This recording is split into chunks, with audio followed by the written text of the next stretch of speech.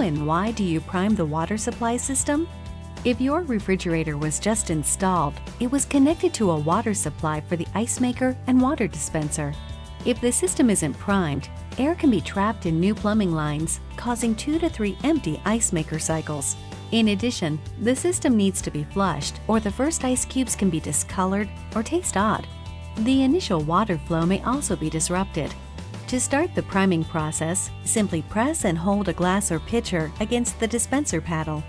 It should take about 1 to 2 minutes for water to begin flowing.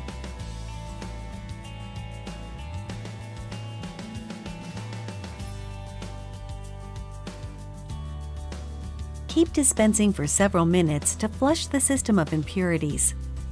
Discard the water and repeat the process a few more times until you have purged 1.5 gallons.